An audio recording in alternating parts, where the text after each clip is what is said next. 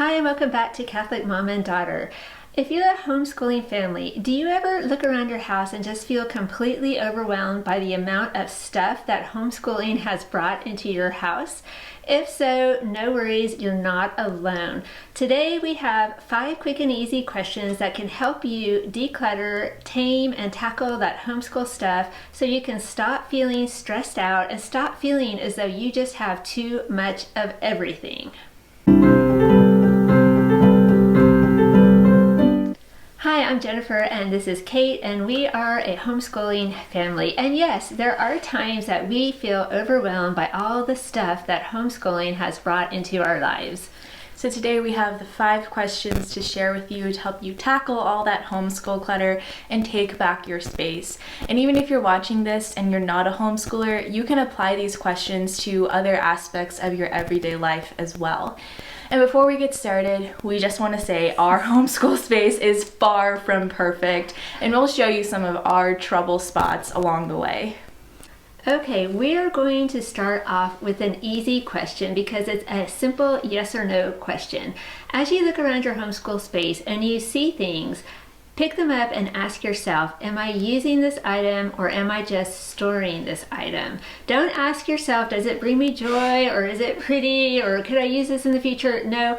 Am I using this now or am I not? So that's a little tricky, I know, because sometimes as homeschoolers we do store items that later kids coming up are going to use, but we also, and you know it, I have it and you have it, we have a whole subcategory of items that we are not using, we have never used. For whatever reason, they just sit there and nobody touches them. And those items usually fall into 3 different categories. The first ones are programs or books or things that you've bought but you've never ever used. Second is ones that you tried but you didn't like and so you abandoned them but you haven't gotten rid of them. And number 3 is ones that you have used but you're now honestly done with and aren't going to use again.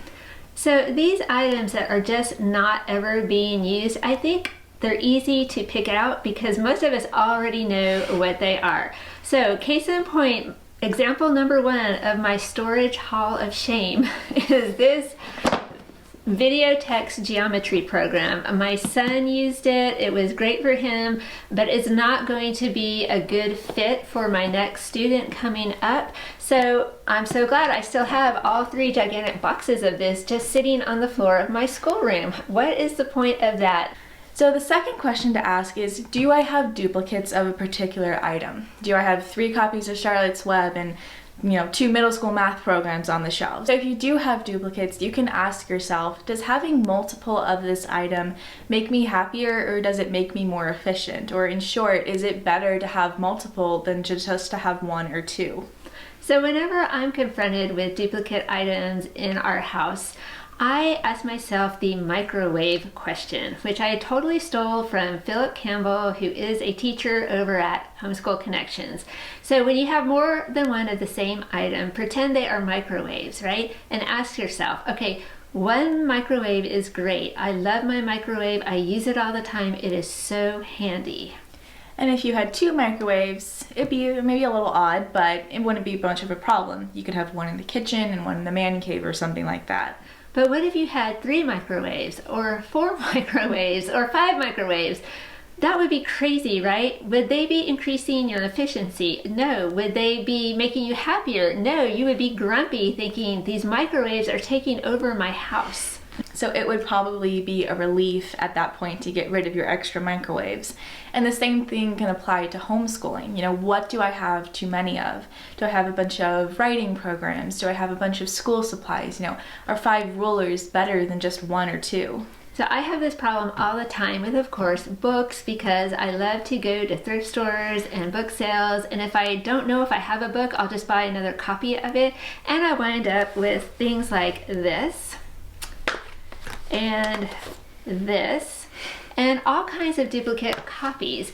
And no, having 2 copies of this does not increase my happiness.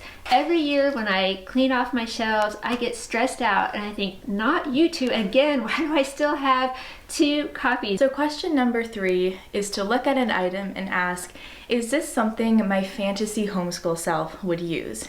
Would my better, more energetic and organized self use this to teach my kids? But just not today, or not tomorrow. Yeah, and it's not looking good for you using this fantasy homeschool self item next year either.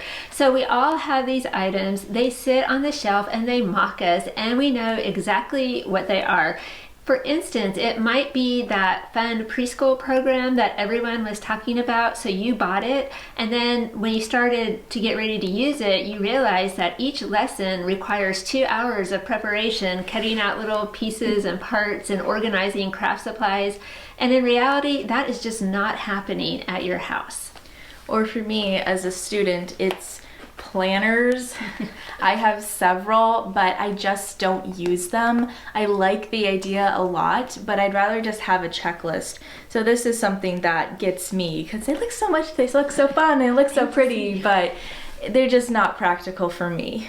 So a lot of these fantasy homeschool items are things that maybe they don't work for you and your family, but they might work perfectly well for someone else. So it's really a blessing to pass those items along. You could either donate them, give them away, or even sell them. Question number 4 is to help you weed out marginal items. So these are items that are not necessarily the best of their kind. For example, you might have multiple staplers and you have one that works really well, but the other one doesn't. It jams a lot. There's something wrong with it.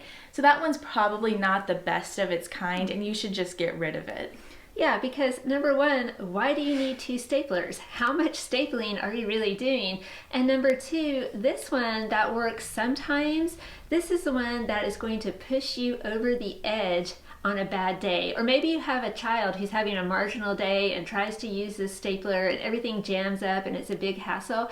That is going to turn that marginal day into one that is rapidly deteriorating. So items like this just need to leave your house. And obviously this can apply to a bunch of different things. Books, for example, you might have a bunch of books on the same topic, like dinosaurs, but some of them are falling apart and then some of them don't get read. So you can probably weed those ones out and just keep the ones that you enjoy the most. It's definitely a good feeling to weed those marginal items out and just get them out of your house.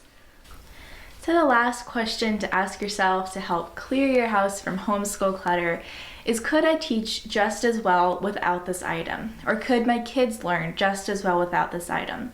Sometimes we don't need a lot to get the job done well. Look at Jesus. He was a great teacher, but he didn't have books or even a classroom. So ask yourself, do I really need to have all of these craft supplies around? Is that making my kids happier, or are they learning better? Or how about these flashcards?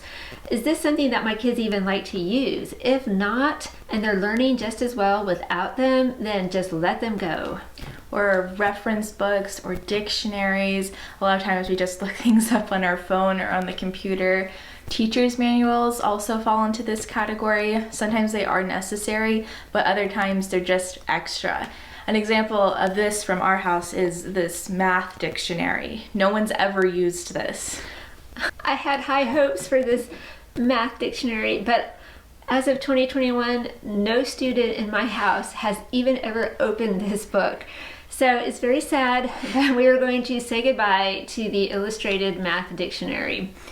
So I have also run into trouble with buying supplemental items that I think will just enhance learning and be great additions. So that is how I have wound up with this chemistry book, and this chemistry book, and this chemistry book, which none of my chemistry students have ever looked at. Apparently their regular chemistry textbook is all the chemistry they want. So I'm going to pass these on to a new home. So maybe you're thinking that this all sounds great and wonderful to do some decluttering, but it also sounds like a lot of work and energy that you don't have. Well, just remember, this doesn't have to be done in one day. You can take it one shelf or one subject at a time. And asking yourself these 5 questions really does help you and make it easier to just weed out the stuff that needs to go. And the less stuff you have in your house, well, then you have more time, more energy, more money even, because you're not buying all the stuff that you know you won't use. And that all translates into a much lower stress level. So that is a big win. So we hope you found this video helpful. Let us know down in the comments what's your biggest struggle with maintaining your homeschool stuff. So thank you for watching, and we'll see you next time. Bye.